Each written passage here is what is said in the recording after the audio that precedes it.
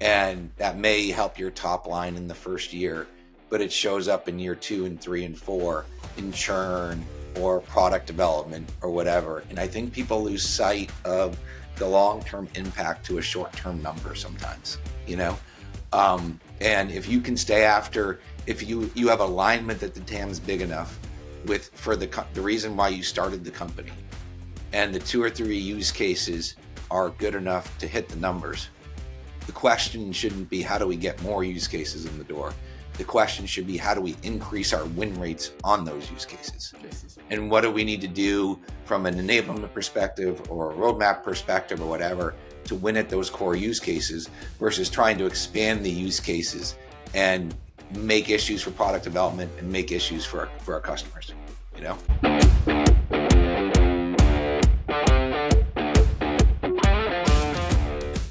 Welcome, everyone, to the 1% Edge podcast, where we dive into the journeys of extraordinary guests committed to getting 1% better every day. For today's topic, what are some of the common mistakes high-growth companies make as they try to scale and grow their businesses? And to help us out with the topic, I'm honored to have Tim O'Neill, CRO at Binder, who brings his experience with 3 growth companies already. Hi, Tim. How are you doing today? Great, Carlos. How are you? Thanks for having me on board. Super excited for the discussion. I am as well. So Tim and I have an interesting journey, so it's fun to have him and here and kind of sharing his experience in these other growth companies he's been to. And Tim, to be honest with you, as I thought about this podcast, I kind of thought through, what have I been seeing out there? So let's first start by kind of wrapping up the scenario. So when you say growth companies, we're talking about B2B sales, some sort of high tech, probably, maybe a SaaS model that they're dealing with. Do I have that right?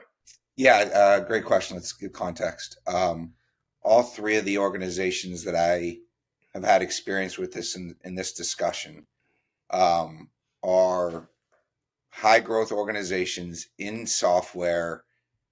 2 of them had a significant enterprise focus. Another, Binder, has really cross horizontal and vertical focus, but wanted to win a lot more in the enterprise. But my background is SaaS, enterprise, growth organizations in general. So most of the information that I give will be from an opinion of that lens. I have not done any franchises. I don't own a Chick-fil-A. So no mindsets there, all around enterprise SaaS growth. Yeah. Those Chick-fil-A's are hard to own too, by the way. They are. You have to look at them too. You know what I mean? All right. So in no particular order, what would you say is, where do you want to start? What do you think is one of the main challenges that or mistakes these high growth companies make? Yeah, it's interesting. I think people have misaligned expectations sometimes with people coming in the door early on, and I think when you do that, or they oversell, early on. And I think when you do that, you kind of mess up expectations.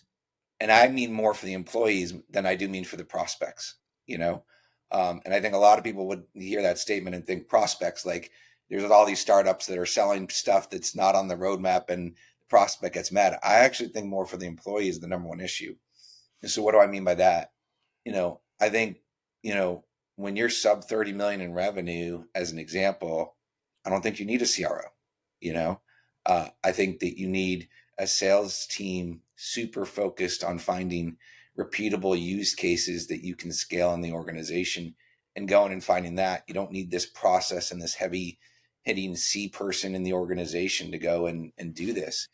And I think a lot of times, when you're recruiting people early on, your pitch goes something like, hey, we're going to grow this thing. If you bet on us, you could be the CRO, or you will be the CRO, and you're going to get all this equity and all these things.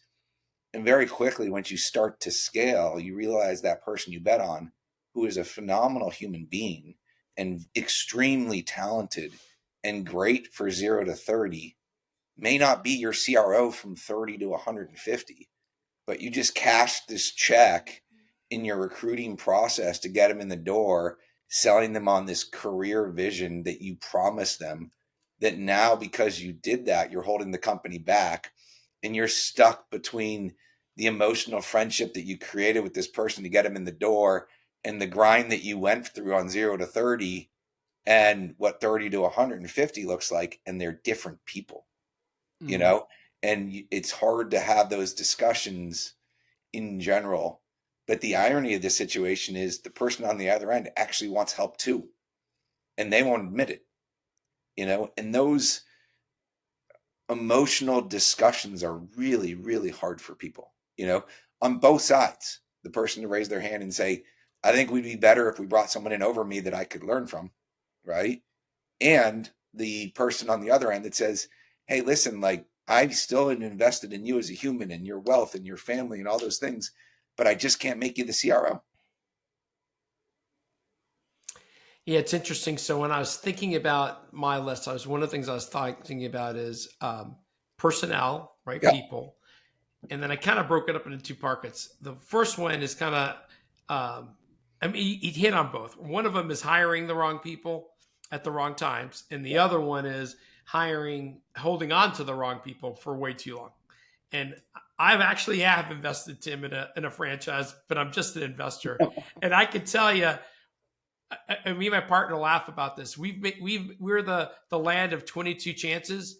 We have held on to people way longer than we ever expected it. And in 13 years of doing it, not once have I seen someone turn things around, like But become something else or evolve. the funny thing you said, and there's two things that I think that are really important in that discussion, is motivations and being honest with yourself. So let's do both. Being honest with yourself, right? When you build a company, 9 times out of 10, when you go, oh, that person shouldn't be in sales, you know where they'd be great is CS, right? Did you just say that I want to make this problem someone else's problem, let them deal with it? Or do you really think their skill set Yeah.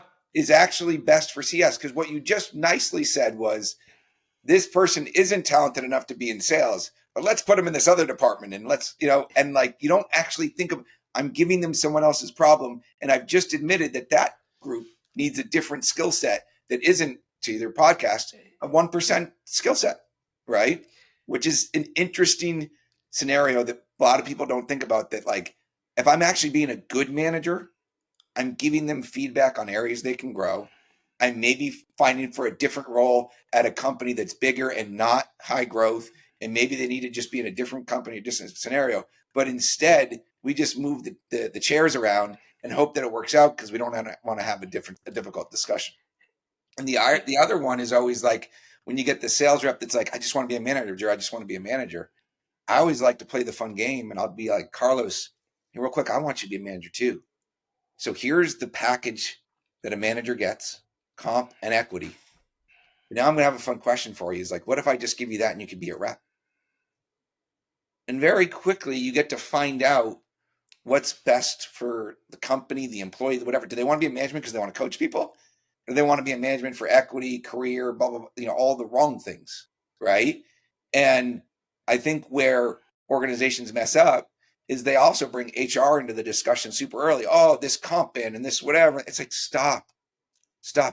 They're investing in you. Give them equity, give them comp, let them do their thing.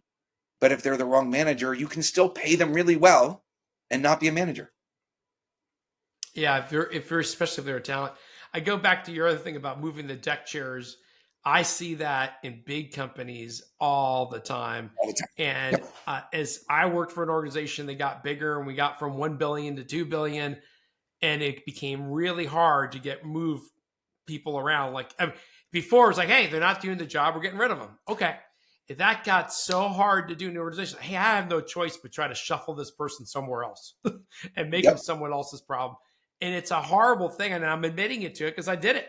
Yes. I allowed it to happen within my org, and it's if you really think about the health of the company, not just your own little part of the business, we're not making the right choices in that case. And the individual too. I mean, I have someone in particular that I think of that, we moved, two people in particular that I can think of that I moved on from. And quite frankly, Carlos, it was probably 6 to 9 months from them to start working for me, you know? And a lot of people will be like, oh my God, that's aggressively early. Like you didn't give them enough time to, but there were signs, like they weren't picking up on it. They weren't doing whatever, you know what I mean? And fast forward when I go and look them up right now, there are two major organizations, big companies that they've had 2 or 3 promotions since and thrived at. You know what I mean? Yeah. It was just the startup thing wasn't for them. And if I had taken that person and said, let's go move you to CS and this, I would have kicked the can down the road for 4 or 5 years. When in reality was the problem was the infrastructure, not the, you know what I mean? Not the person, you know? Yeah, the first person I fired, Tim, I was around Thanksgiving. Mm-hmm. I flew from California to Atlanta to do it. I felt horrible about doing it, but I knew it was the right thing to do. I kept thinking about Jack Welch. I'm doing them a favor. Bottom 10%. Yep. And I'll fast forward to him. I felt really horrible that I did it. I gave the guy 30 days to go look around. I thought I'd give him a grade out. A year later, I met him on a plane. He was thriving at a new company and he was happy. Thank And you. the reality is, the role that I hired for him originally shifted, and he did not have the right skill sets for it. And even though I tried, I was doing him a disservice, and he was doing our company a disservice. And that was one of my. I felt terrible for doing it, Tim, but in hindsight, it was one of the best things I did for him and for us. No question. And the funny thing too is like, and obviously this is not just a different topic as opposed to high growth. It's just managing people in general, right? But I think where people mess up consistently is expectations, right? Is, you know, when people start to work for me, I can ask a lot of them that, I come in and I say, hey, listen, here's what's expected of you. If you do ABC 1, 2, 3, Carlos, you're going to get promoted, or at least we'll have the opportunity to have those discussions. Mm-hmm. Now, if we don't do ABC 1, 2, 3, that's also going to be grounds for termination. Okay. But they have that clarity every day of their job that not only speaks to success, but also what success isn't. So I don't have to have one-on-ones all the time and be like, how are you feeling? You know? And then I have to tell them how I'm feeling, right? We have these true north metrics of what good is and what bad is, so that when it's time to have those discussions, it's never a secret as to where it came from. And no one thinks that it's politically motivated. It's all based upon performance, you know? Yeah, it's an interesting part. So, because we talked a little bit about this coming in, like when you're hiring folks, obviously everybody feels like they're in this marketing stage, right? They're selling you, we're selling them on coming on board. Yep. And sometimes we lose the fact that being honest about the true expectations um, that, like you said, expected of them and the goals that we got to achieve. And the other one that I think about sometimes are the non-negotiables. Like, hey, we're What are going to they? do this a certain way. Oh, You're either with me or you can't do this job. I think it's really funny because um, I think people probably similar in their personal lives as they are in their work life is they're scared to be honest. You know, like if I were to go and recruit you and say, Carlos, this job's hard, right? You have to, do pipe gen 4 hours to 8 hours a week. You have to do this from a conversion things. You have to do this from a whatever. Like it's a hard job, right? And by the way, you're not going to make great money in the first year. It's going to take 2 to 3 years to build your book of business. But when you do that, you can make $1 million a year. But it's not just going to fall out of the sky, right? And I think companies are super scared to say that because they think that will scare off candidates, you know? And all of their competitors are saying things like, we're unicorns and, things that just gold bricks just fall out of our pockets all the time. It's great here. And when you wake up 5 years from now, we're going to IPO and we're all going to solve world hunger together because we're great people, right? And the funny thing is the people that tell the truth versus the people that don't, the people that tell the truth get hard workers. And the Right. people that don't tell the truth get the people chasing the IPO that may or may not be real, you know? Yep. And so it's like we're scared to tell the truth, but that also influences who comes in the door. I agree with you. And it's, and it's just transparency, right? It's, hey, this is what's expected of you, or this is what we got ahead of us. Along those same lines, though, and Tim, this is something we talked about beforehand, is so you got personnel, people we hire or hold on to and keep as a team. And then you got, like, I don't know what to call it, but operationally, I'm going to call it unrealistic goal setting or unrealistic expectations from either founders or the board or whatever. And I'll give you one example to start. And again, you could give me your opinion. Is, for example, I have organizations, Carlos, we need 3-4x pipeline. Why? And they don't put the requirements around, well, what kind of, and is 3-4x even realistic compared to the market and where we're at today? What are some of your thoughts about the goal settings that, for example, you get thrown on top of your lap that you're trying to enforce with your own team? There's a friend of mine. His name's Dave Kellogg, so I'll give him a shout out on this podcast. He was super influential to my career. Dave was a multiple time CEO, and I was fortunate that when I was at Elation, he was interim CMO for about 12 months. And so through that process, Dave's a numbers guy. He was a CMO of Business Objects and then became CEO, but he actually has a math background. Okay. He was at Cal Berkeley and all these things. And so Dave and I got along really well because of numbers, right? And whenever we, got to building a plan, like you discuss, there was a lot of people that were not in the room. Okay. It was just him and I with numbers that were in the room. And we'd come to this realistic plan, and Dave has this thing that's called, our job, a CEO's job and a CFO's job is to make a plan that you can hit. Because guess what happens when you make a plan that you can hit? Employee morale goes up, all these things go up. And although it may not be the plan that makes your investors really rich or makes your CEO worth $1 bazillion, but it is the plan that makes all of your employees rich because it's realistic in their day-to-day jobs, right? And when your employees are day-to-day motivated and excited and not feeling like they're chasing an unrealistic number, you get better outputs. You know what I mean?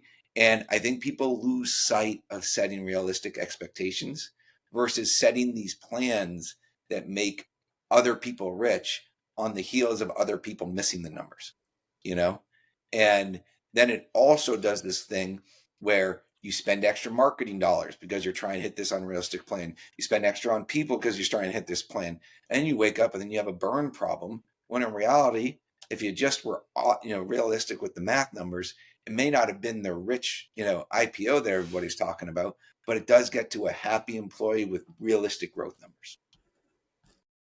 It's I had Mike Bosworth on recently, and he shared a fact with me. He goes, traditionally we always think of like this: 20% of your sales team generates 80% of your revenue.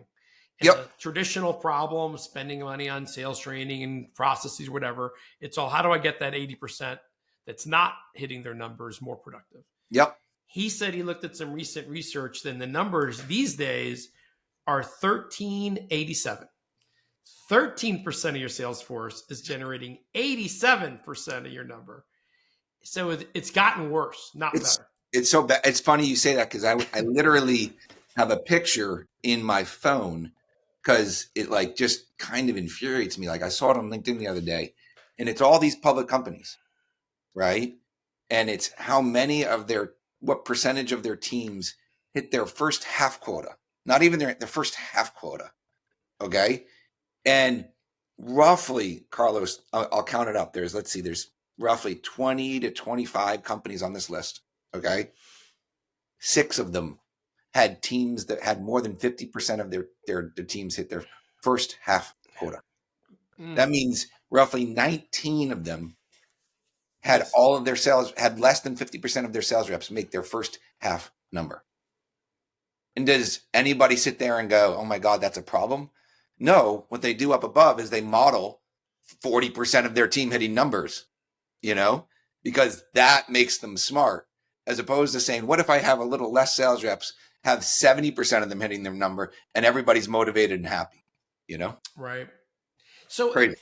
when you think about these goal settings and having a realistic plan, I mean, you were fortunate enough to have a great relationship with a board member and your Yep. temporary CMO at the time. What do you recommend people do within their companies to be able to impact that or influence that? I mean, I think it goes probably to our previous discussion, which is just honesty. You know, um, can we be honest on what is a realistic plan and what is a stretch plan and what do we need to do to hit the stretch plan? As an example, right? Maybe if we were to bucket things into, say, partner performance, enterprise performance, SMB performance, Europe, Americas, APAC, just as like a way to think about your business, right? Mm-hmm. If we said two of those three segments did well, two of them, perform normal, and two or three of them underperform, what does that get us to for an outcome? Okay. That should be our baseline, you know? And then what would need to happen for all of these things to overperform a little bit, right? That should be like our upside, and document what is needed for them to overperform, not just hope they do, you Right. know? And then create strategic initiatives to help those teams overperform versus just call them up and say, why didn't the pipeline grow last quarter? And I think the modeling what a baseline is, but then putting together programs in place to get you to upside versus just hoping upside will happen through adding people and enabling them is usually a good practice to go through in order to be realistic on numbers. I like that. Um, what might be some of these other mistakes you think you're seeing in these organizations? Um, from a non-people standpoint, I think being very focused on TAM and early on use cases is really important.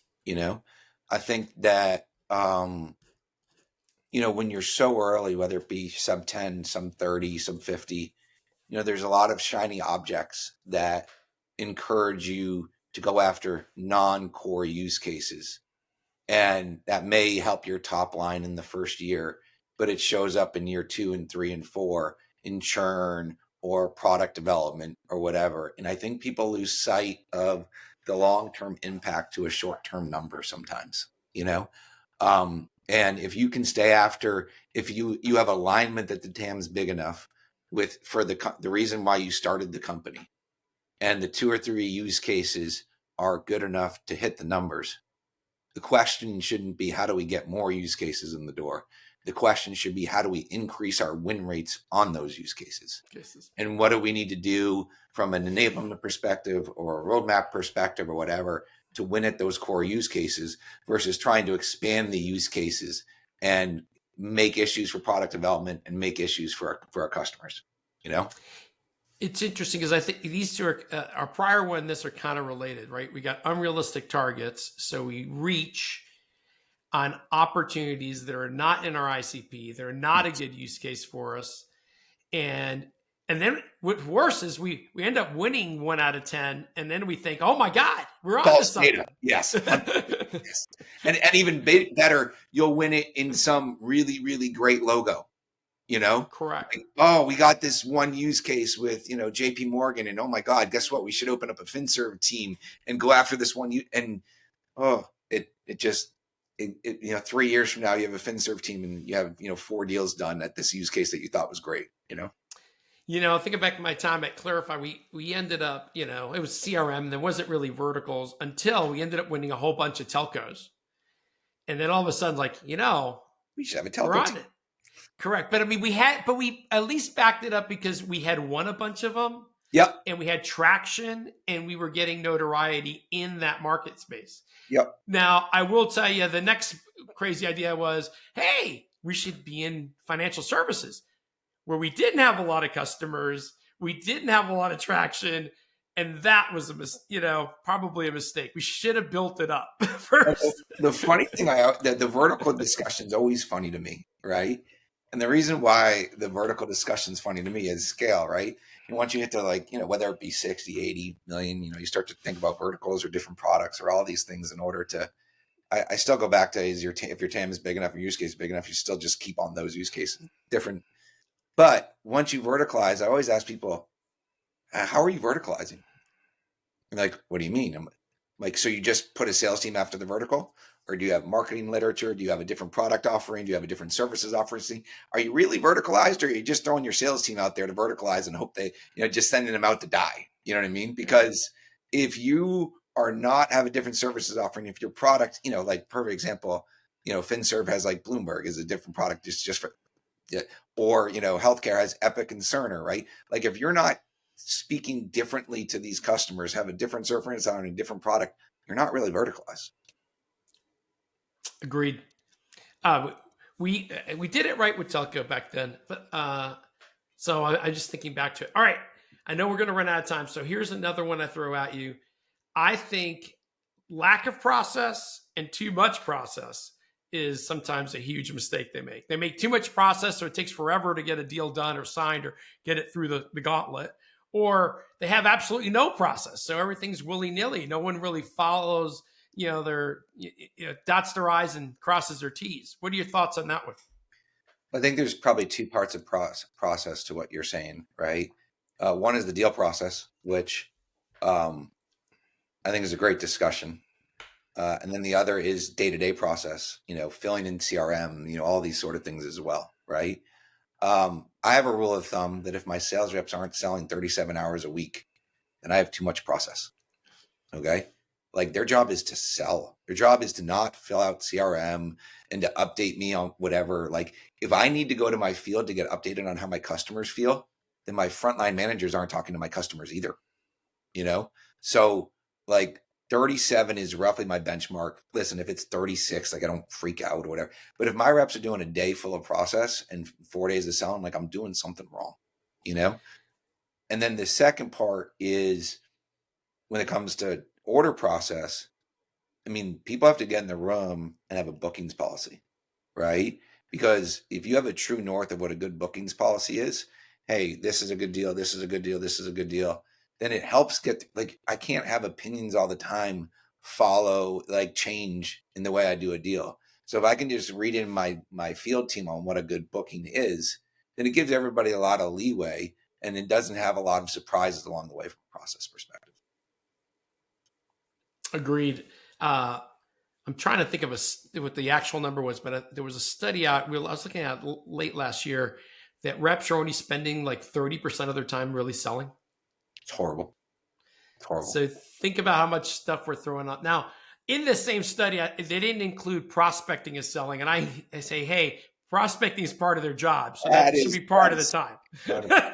But they had other things like, internal processes and doing the CRM. I mean, we might make it too complex at times. Well, the funny thing, just to riff on that a little bit, is the amount of times I get cold called, Carlos, about, oh my God, I have this sales ops tool that will just make your sales reps better. And I often ask the person, I'm like, well, on my $5 to $6 million a year that I'm spending on a tech stack right now, what if I just put 5 or 6 million more in my sales team and got better sales reps? So is it the tech or is it the people? Yeah. That could be a whole podcast on the tech that I see at companies. Your dreams. Yeah. All right. Hey, I'm going to run out of time. So here are my last couple of questions. First off, Tim, tell us a little about yourself. Tell our listeners, why they should listen to Tim. Why should they listen to me? Listen, I think at the end of the day, there's a lot of people that sit in that sales rep role and say they want to be a CRO when they grow up. I think there's lots of great things about being a CRO, but also done correctly, there's a lot of learnings too that come with it. You know what I mean? And so you can live a great life being both a sales rep and both being a CRO, but there's there's choices along the way that you have to make. And so I've lived through a lot of them, and hopefully anybody that has worked for me, whether it be a positive or negative experience, can use me as a learning benchmark on ways they develop their career. Well, I can tell you, Bob Cruiser, who's a mutual friend of ours, thinks the world of you. So you've influenced a lot of people along the way. I love Bob. He's great. All right. So what's your 1% edge? What's your, what's giving you an edge these days, or what are you working on to get better at? I think everybody's, one my 1% edge is probably similar to most. But maybe, I always think someone's doing it better than me. Like, there's this saying Mark Cuban says, it's like, if you act like someone's trying to take your job sort of thing, then you're going to work harder every day. And so like, I just wake up thinking everybody always wants my job. And to be fair, I want all my employees to want my job. Like I want them to work really hard to want my job, and I want them to want my job. And I just wake up every day thinking like, cool, let me set the pace. You know what I mean? So I think that's probably one. And then two, um, I think this world has really, really got super focused on feature and product selling, you know? And I think at the end of the day, getting to value and getting to customer business outcomes is not as common today as it used to be. And I think resetting people's expectations that at a C-suite, value selling and outcome selling is going to get you the audience you want, and feature selling is going to get you a different audience, is super critical nowadays, probably more than ever. It's the last part, especially with a uncertain economy or deals falling under greater scrutiny. Nice to have, getting pushed in the back burner. Yep. Your comment at the end there, I think, is critical more than ever. I'm 100% with you. Agreed. All right. If people want to get to know you better, Tim, or reach out to you, what's the best way for them to find you? I'm boring, Carlos. So it's LinkedIn, full transparency. I don't always respond to LinkedIn quickly. So if it was a week or two, but I will respond as long as you're not trying to sell me something, That is fair. I hate the whole connect and pitch. Yeah. I mean, listen, I'm a salesperson, so I take cold calls. Like you can cold call me all you want. But if you just, pitch me on LinkedIn, I'm probably not accepting your invite, I'm with you, Tim. All right. So much for being on the show, Tim, and provide us some insights. We could talk for 2 hours. I thought that was awesome. It was awesome. I enjoyed the time and happy to do it again in the future, Carlos. I appreciate it. You got it. All right, let me close this thing out. All right, everyone. That's this week's episode. Please, if you find any value with it, subscribe, comment back. Love to hear from you. As always, we appreciate your support.